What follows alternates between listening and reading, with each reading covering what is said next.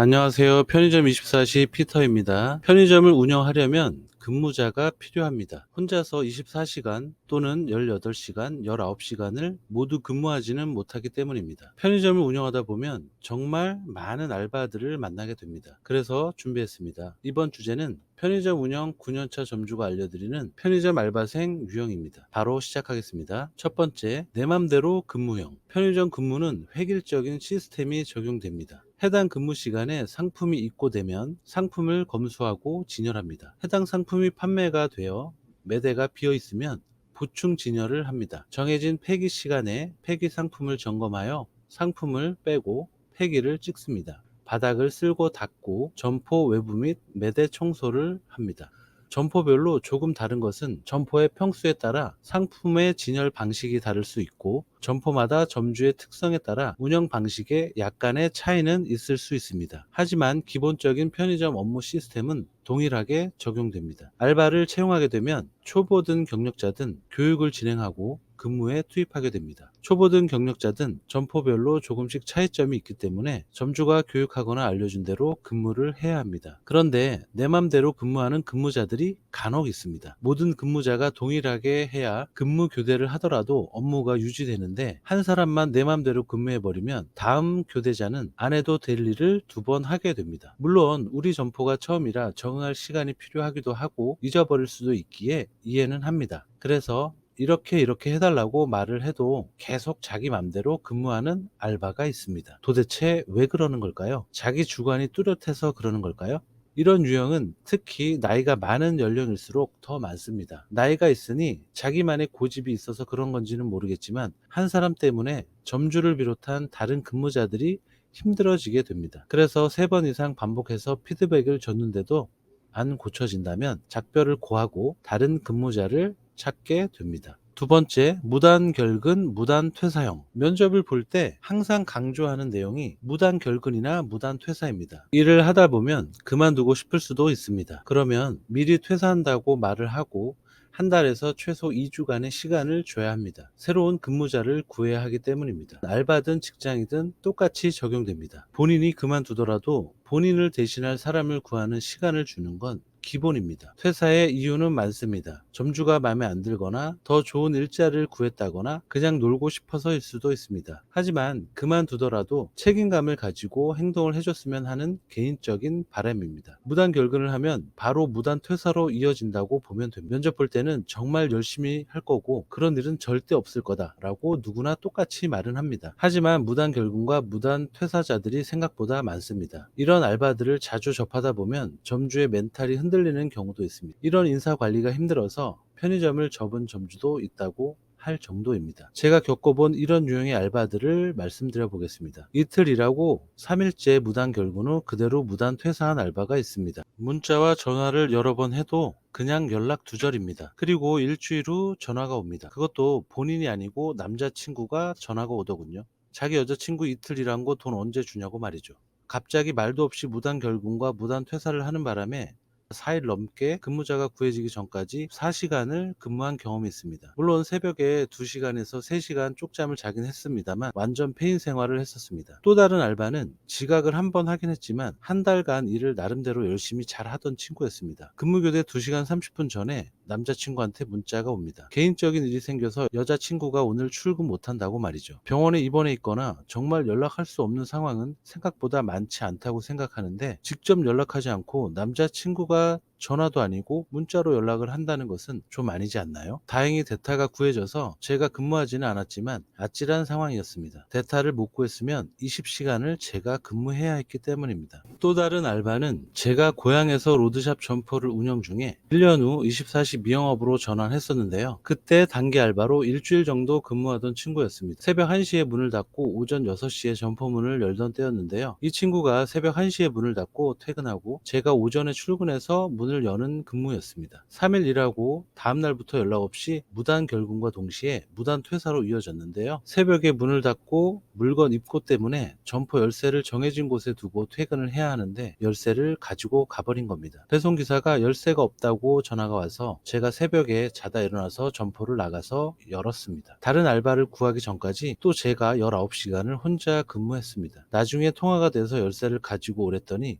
알겠다고 하고 오지 않더군요. 더 가관인 건 이 사건 이후 얼마 되지 않아 제가 신혼여행을 갔었는데 첫째 날 이 알바 어머니가 전화를 했습니다. 오늘 월급날인데 왜 돈 안 보내주냐고 말이죠. 무단 결근과 무단 퇴사에 대해서 얘기했더니 사과는커녕 일한 거 안 보내주면 SNS에 올리겠다고 협박을 하더군요. 정신이 없어서 저녁 시간에 알바비를 이체하려고 아직 다른 근무자도 보내지 않은 건데 낮에 전화해서 적반하장격으로 나오는 것이었습니다. 아내가 옆에서 듣고 있다가 어이가 없는지 바꿔달라고 해서 결국 사과를 받아내서 기분이 좀 풀리긴 했지만 황당한 기억으로 남아 있습니다. 세 번째, 게으른 유형. 편의점은 매일 상품이 입고됩니다. FF, 유제 냉장, 냉동, 비식품, 공산품 등 모든 종류의 상품이 입고됩니다. 어느 날 발주를 넣다가 재고가 이상한 상품이 있어서 실물 재고를 확인했더니 한 박스짜리 10개가 로스가 나 있는 겁니다. 그래서 전산으로 입고 내역을 확인했는데 해당 상품이 어제 10개 입고되었다고 처리가 돼 있었습니다. CCTV를 돌려 확인한 결과 알바가 상품 검수를 하지 않고 그냥 물건을 진열하고 있었습니다. 상품 검수를 통해 미출, 오출을 정확히 전산 입고 등록하지 않으면 실물 상품은 입고되지 않았지만 전산에는 입고된 걸로 자동으로 재고가 잡히게 됩니다. 이런 경우는 점주가 발견했으니 처리를 하면 되지만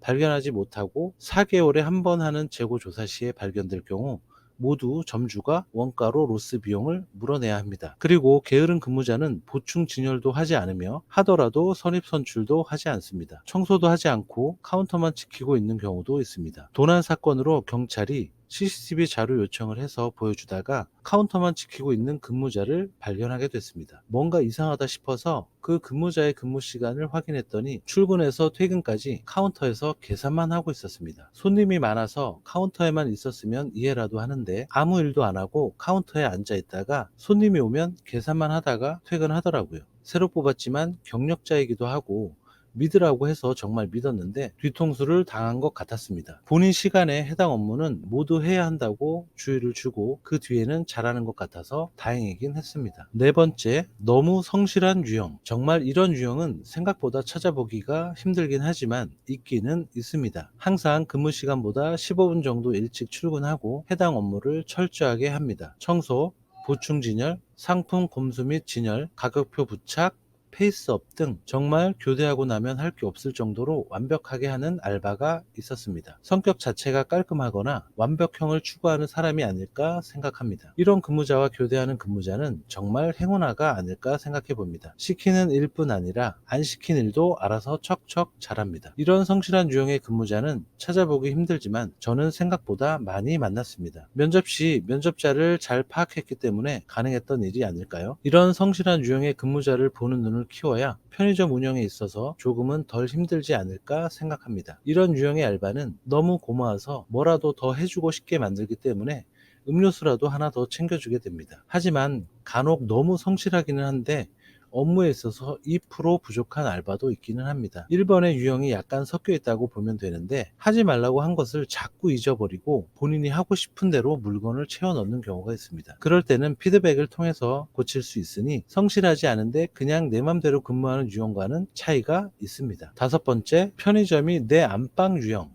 이 유형은 주변에 친구나 지인들이 많은 편입니다. 문제는 친구나 지인들을 편의점으로 부른다는 것입니다. 친구나 지인들이 와서 팔아주면 좋은 거 아니냐 하는 분들이 있을 텐데요. 물론 매출을 올려주면 좋습니다. 하지만 제가 겪은 유형의 알바는 근무하는 시간 내내 카운터에 의자를 하나 더 놓고 둘이 떠드느라 계산 외 업무를 하지 않는 경우입니다. 카운터는 근무자의 공간이고 시식 때는 고객의 공간입니다. 친구를 보러 올 수는 있습니다. 친구와 커피나 음료 한잔 할 수도 있고요. 문제는 근무 시간 내내 죽치고 시식 때 의자를 차지하고 있거나 카운터에서 노느라 제대로 된 근무를 하지 않게 되거나 다른 고객들이 시식 때를 사용할 수 없게 만드는 것입니다. 참고로 포스는 현금이 들어있기 때문에 점주나 근무자 이외에는 들어오면 안 됩니다. 그런데도 계산대 옆에 의자를 두고 많은 시간을 함께 있으니 점주 입장에서는 근무 태만이나 업무 규칙 규칙을 위반한다고 생각이 들 수밖에 없습니다. 또한 백룸에는 근무자나 점주의 귀중품이나 개인 물품들, 상품 재고가 있기 때문에 점주와 근무자 외에는 함부로 들어가서는 안 됩니다. 친구나 지인이 놀러 오더라도 적당한 시간, 카운터 이외의 공간에서 잠깐의 담소 후에 돌아가는 것이 맞다고 생각합니다. 이런 유형은 특히 10대나 20대 초반의 젊은 알바들이 많이 있습니다. 모든 사람은 케바케라 점주라고 모두 착한 점주만 있는 건 아닐 겁니다.